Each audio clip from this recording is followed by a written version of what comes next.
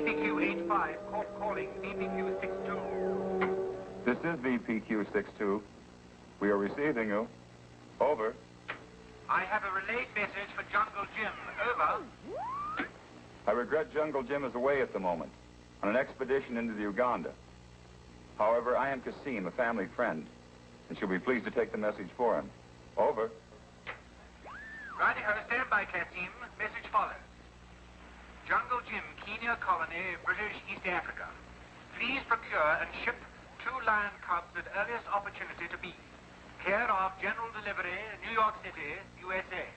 Price, no object. Offer double usual fees. Signed, Colby. End of message. Over. Thank you, VPQ-85, for relaying this message. I shall advise Jungle Jim immediately upon his return. Over and clear. Something for me, Kasim? Saab Jim, welcome home. Thanks, Kasim. It's good to be back. Anything important? An order for 2 lion cubs at double the usual fee. Is that so? For who? Some man named Colby in New York City. Professional animal trainer, I suspect. Not trainer, butcher. I don't understand, Saab. You would if you'd ever see how he treats animals. Beats them half to death, trying to make them do impossible tricks. He'll not get any animals from me, for any money. Of course not. May I send him a message to that effect? The sooner the better. At once. Where's Skipper? In his room, Saab.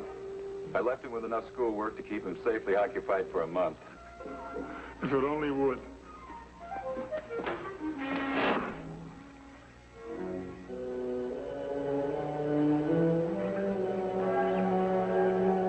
Now, watch this one, Tambo. There. See how easy it is? This takes practice. Now you try. Okay, now, come on. Keep your hand straight. Steady. Pull it back. Okay, let go. Ah, shucks. Hey, Mr. Clown. Help! Help! Help! Oh, save me! Hey, what was that? Please save me! Please save me! Help me! Help me! Help me! From what? Bloodthirsty natives. They fired at me from ambush. Look! Bloodthirsty natives? The whole jungle's alive with them. Skipper? Yes, Dad, it's my arrow. Do you mean that this boy tried to kill me? Well, no, sir, it was an accident. You see, I was trying to teach Tambo. I was trying to teach him how to shoot my bow, and, well, he needs practice. That's for sure. I'm sorry about your hat, sir, and if we frightened you. Frightened me? I've never been so terrified in my life. You see, I'm not used to this sort of excitement. You're not dressed for it either. Well, perhaps I'm not, but let me introduce myself. I'm with Phil Smythe, Professor of Archaeology. Glad to know you, Professor. This is my friend, Kasim. An honor, Saab. And my son, Skipper. Hi. I'm Jungle Jim. Jungle Jim? Why, I travel thousands of miles to meet you. What about? Baroa. You mean the lost city in Brazil? Precisely. Interested? Could be. Make yourself comfortable. We'll talk about it. Splendid. Shall I bring some refreshments, Saab Jim? Thanks, Kasim. What's the lost city of Baroa, Professor? I never heard of it. No wonder. Teaching Tamba how to shoot a bow and arrow doesn't leave much time to study history. Oh, gee, Dad, I said I was sorry. The lost city of Baroa, my man, was one of those fabulous strongholds of the early Incas. It was discovered by a group of Spanish explorers in 1535. Well, how'd it get lost? It didn't. Civilization lost it. Fortunately, one of those explorers made a diary, which by some means or other fell into the hands of Sir Walter Raleigh, you know, the famous British explorer. Didn't Raleigh once try to find Baroa? Yes, but he failed. Nevertheless, he fashioned a very accurate map from the contents which he found in that diary. Where is the map? Right. Go ahead, Professor. We have no secrets from Kasim. Raleigh's map is now in possession of my associate, Professor Henry Madeiro, who is now in Brazil, awaiting word as to whether you will or will not beat us out. Baroa is supposed to be somewhere in the Chapuri country, isn't it? Yes, Saab Jim. It's all uncharted territory. That is precisely why we want you, Jungle Jim. Because I've had information that you are the only man who can lead us into this kind of a jungle and out again. Well, I could try. Then you come. Why not, Saab Jim? I can manage things here, and you've been interested in Broa for years. Okay, it's a deal. Gee, Dad, can I go too? What about your studies? Oh, I could take my books with me and study at night when we make camp. Oh, I don't know. I think you better stay here and let Kasim help you with your lesson. Oh, Dad. It's for your own good. Yes, sir. Excuse me, I don't like to intrude, but I'd like to point out that this trip would be like a living geography lesson for this young man. And with myself and my associate, he'd have 2 college professors as tutors.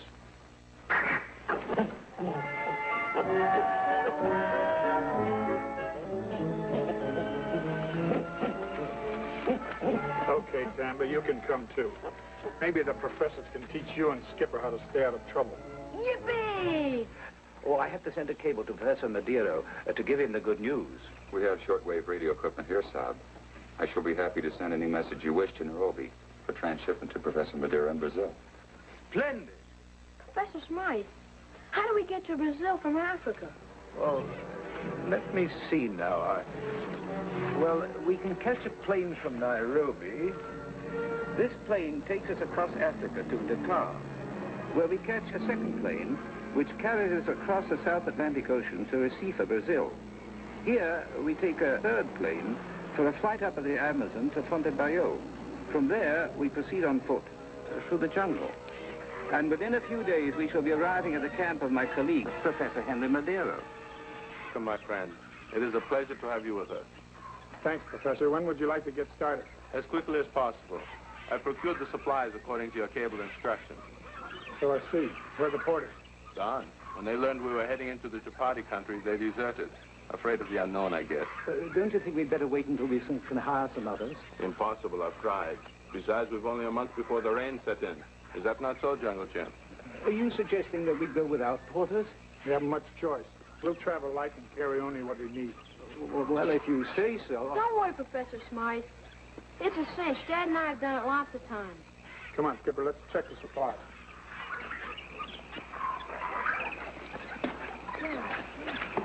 Why the boy? Jungle Jim is a very devoted fellow.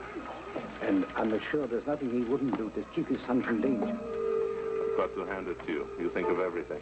Our success depends on it. Have you got the map? Right here, safe. Friend Jim thinks it's the one prepared by Sir Walter Raleigh. Raleigh must be whirling in his grave. No more so than that stubborn fool of a native who drew it. Well, he shouldn't have refused to part with it. I trust our new jungle guide will prove a lot more cooperative. Isn't this fun, Professor Smythe? Capital. Well, what's that? Wild pig. Don't move. They're only dangerous if they think someone's trying to kill them. I feel as if I could never look a ham sandwich in the face again. Let's go. Professor Smythe, haven't you ever been on an expedition before? Yes, but only in the desert. You see, I hunt lost cities, not wild beasts. Well, don't worry. Dad'll take care of us. Hold it.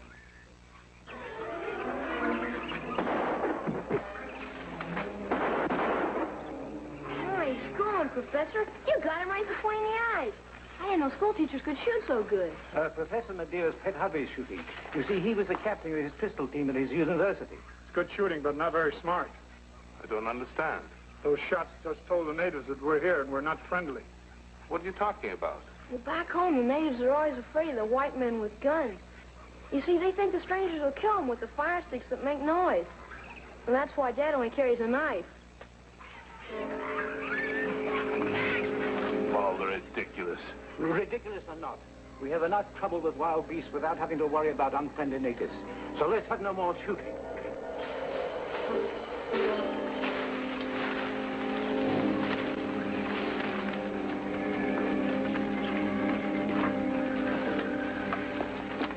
I say, can't we rest a minute? My feet won't carry me a step further. Rest here. I'll cut a trail ahead.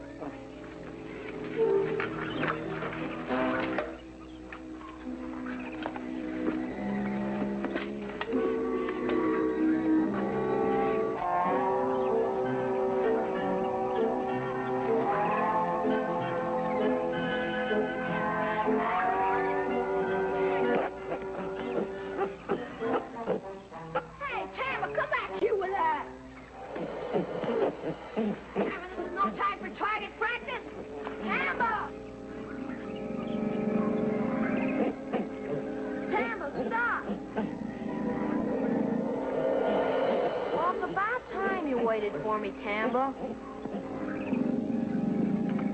Dad! Dad! Look out.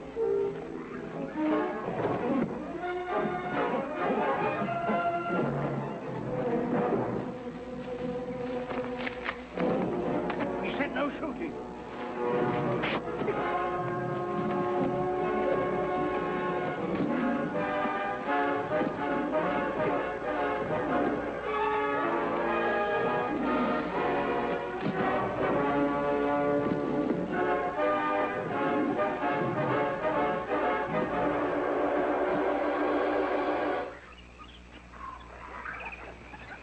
Are you all right?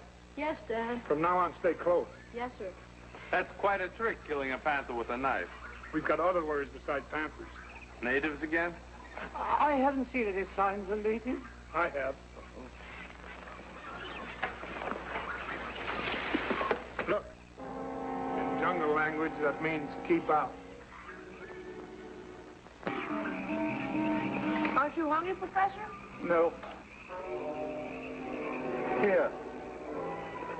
Get hold of yourself, Professor. We've still got a long way to go. How long? Let's check that map again.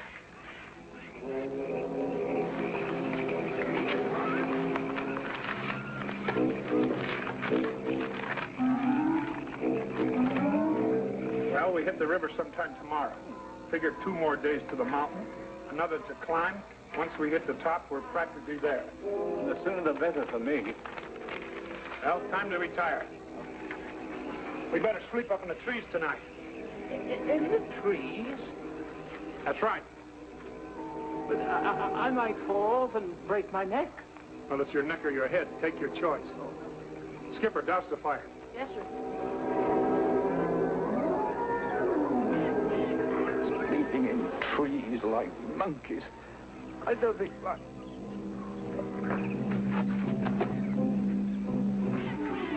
Poison.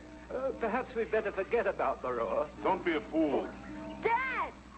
The mountain on the map. I think I see it.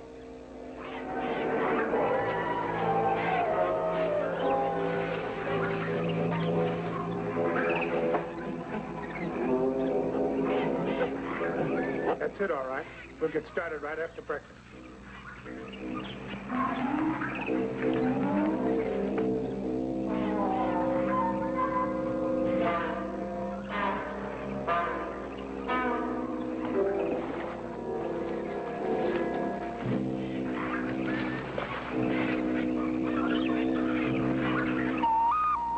Gee, we're sure lucky to find this native canoe hidden here. Let's get it in the water and hope our luck holds. The natives who hit it can't be too far off.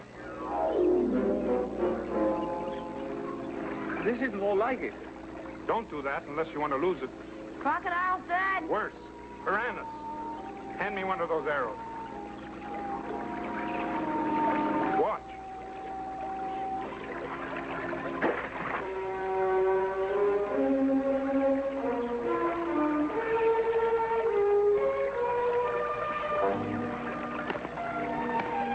And this river is full of them.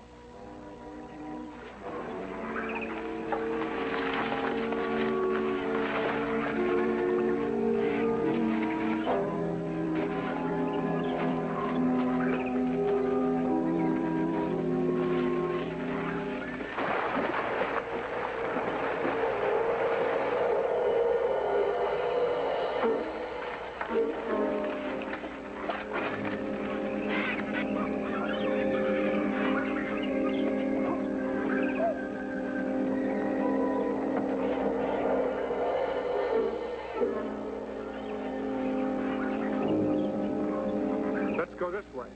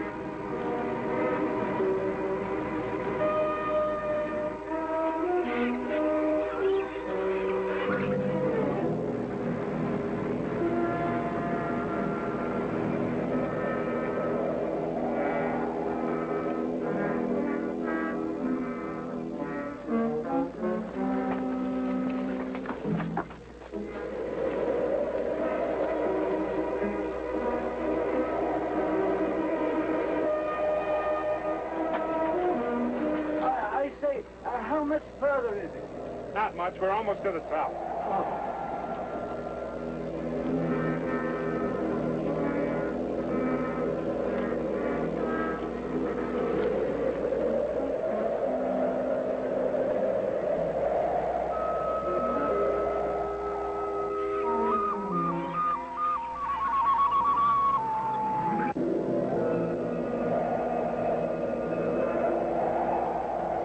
Shrimp and catfish. Varroa, lost for 400 years. We found it. We found it. What are we waiting for?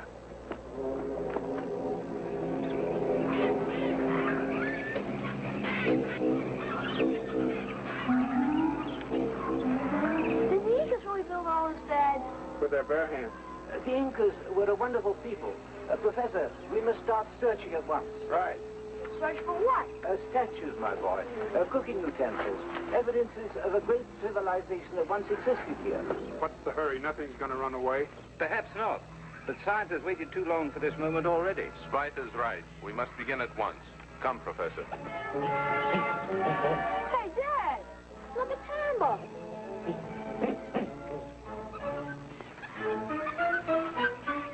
The treasure. The chimps found it.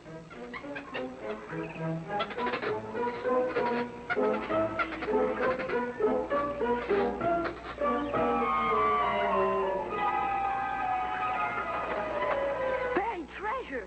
Wow, this turned out to be the best geography lesson I ever had. Yeah, it may turn out to be another kind.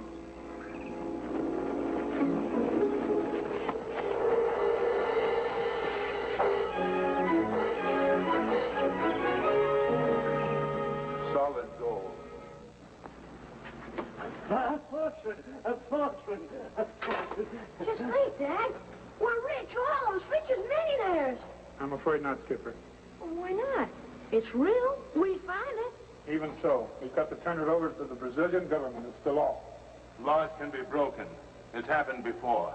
I'm sure you know all about that, Professor, but it won't happen here. You're wrong, my honest friend.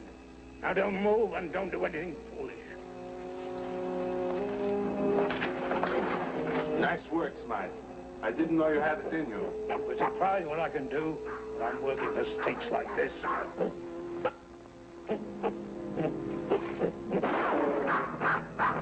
Tell this brat of yours to hold still before he gets hurt. What's on your mind, Madero? We're taking the stuff out of here. You're guiding us safely to the coast. Then what? Smythe and I disappear with the treasure. You can tell the Brazilian government anything you want. I'd listen very hard if I were you. Mr. Madeira ain't used to giving idle threats. Okay, you win. That's being sensible. You and Smythe start carting the stuff out where we left our packs. I'll keep an eye on you. See that you don't miss anything. You two, lend a hand.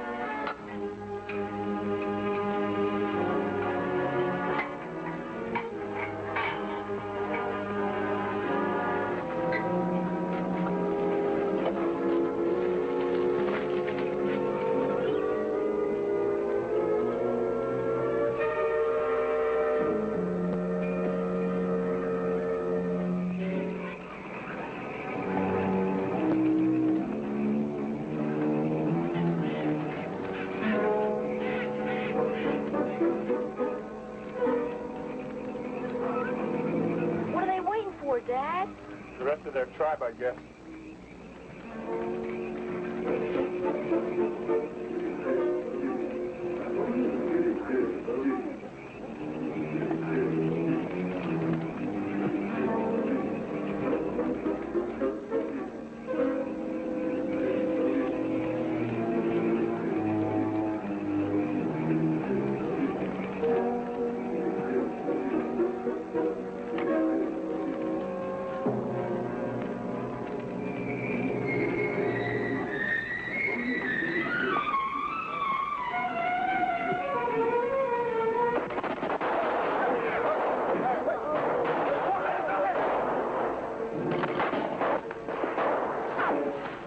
Attaboy, Tamba. Bring my knife.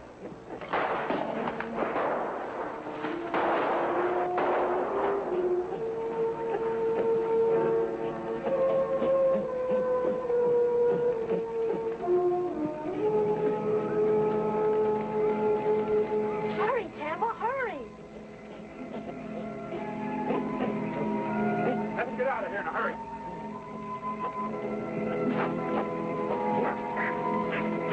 Get your bow and arrow, Skipper. Let's go.